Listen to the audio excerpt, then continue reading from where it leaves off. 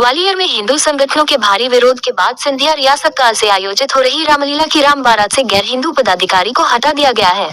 हालांकि मुस्लिम पदाधिकारी को पद से हटाए जाने का कोई दुख नहीं है, लेकिन समिति से हटाए जाने के पर अन्य सदस्यों ने दुख जताया है। वहीं हिंदू संगठनों ने खुशी जताई है। साथ ही दुख जताने वालों को कड़े शब्दों में संदेश दिया है, अगर हिंदू कार्यक्रमों में गैर हिंदुओं को पदाधिकारी बनाया जाता है तो दूसरे धर्मों के कार्यक्रमों में भी उनको स्थान दिया जाए। खास बात यह है कि इस रामलीला के संरक्षक केंद्रीय मंत्री ज्योतिरादित्य सिंधिया हैं। गौरतलब है कि ग्वालियर में पिछले 79 वर्षों से भव्य रामलीला का आयोजन किया जाता रहा है। ये रामलीला सिंधिया रियासतकालीन बताई जाती है।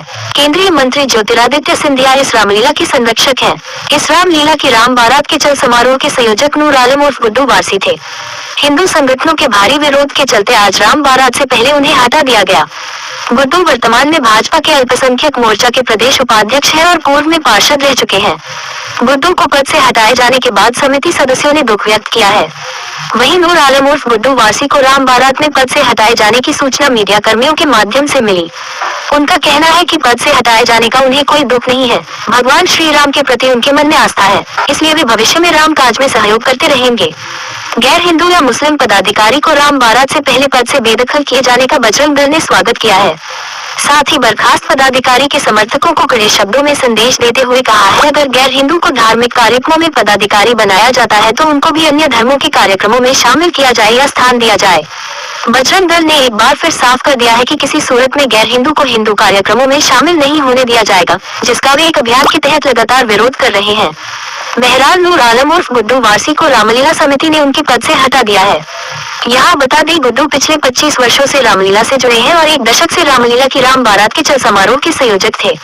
गुड्डू ने पिछले साल इस रामलीला में केवट की भूमिका अदा की थी।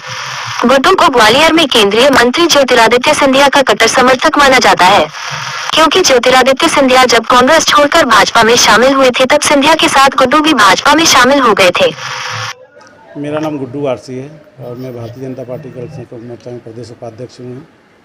मुझे ऐसी जानकारी में आई कि मेरा पद पे रहने से कुछ लोगों को एतराज़ हो रहा था, तो उससे मुझे कोई दिक्कत नहीं है पद पे हटाने से, क्योंकि भगवान की मुझे सेवा करने के लिए किसी की पद की आवश्यकता नहीं है। मेरे मन में भगवान श्री राम के प्रति आस्था है, तो मैं तो करूँगा कार्य। मैं पिछले 25 साल से रामलीला में सक्रिय रूप से भागीदारी निभाता आ रहा हूँ अपना। बताया मुस्लिम होने के चलते आपको हटाया गया। क्या होता है कि कुछ लोग, हर समाज में कुछ लोग गंदे होते हैं, पर इसका मतलब ये नहीं कि हर मुसलमान गंदा हो। हर समाज में कुछ अच्छे होते हैं, कुछ बुरे होते हैं, तो सबकी तुलना एक जैसा करना वो अच्छी बात नहीं है। आपको कैसे जानकारी मिली, कोई पत्र वगैरह जारी? आप जैसे आपने भी पूछा, ऐसे किसी का मेरे पास फ़ोन आया कि आपको हटा दिया गया। मतलब कोई बात नहीं, मेरे को तो भगवान की सेवा करनी है। मेरे में भगवान की श्रद्धा है मेरे मन में, तो मैं तो करूँगा। ऐसा नहीं कि मैं पद पे रहूँगा तभी भगवान की सेवा कर पाऊँगा। अगर मान लो किसी मंदिर में मुझे जाना है तो क्या उस मंदिर का पदाधिकारी होना जरूरी नहीं है ना? मन में श्रद्धा होना चाहिए। श्रद्धा है मेरा, मैं भगवान की सेवा करूँगा, निरंतर करता रहूँगा। हो सकता है मैं और अच्छे से खुल के काम कर पाऊँ, भगवान के लिए सेवा में समर्पित रहूँ।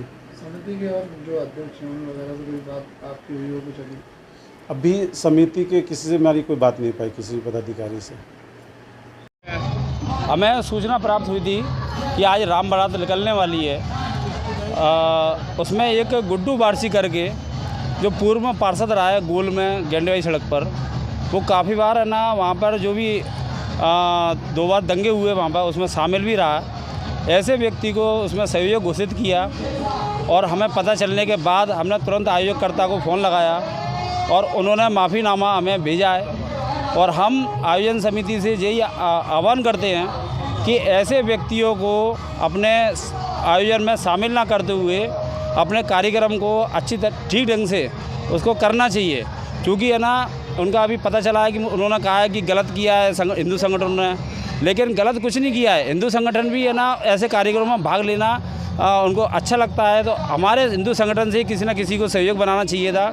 और यदि वो ऐसा ना कर दे तो हम अपनी कार्रवाई खुद कर दे और हमें उसमें राम बारात में हमें शामिल को ना होना पड़ता, लेकिन उस व्यक्ति को हम उस राम बारात में नहीं चलने देते। उनका कहना है कि मुस्लिम थे इसलिए।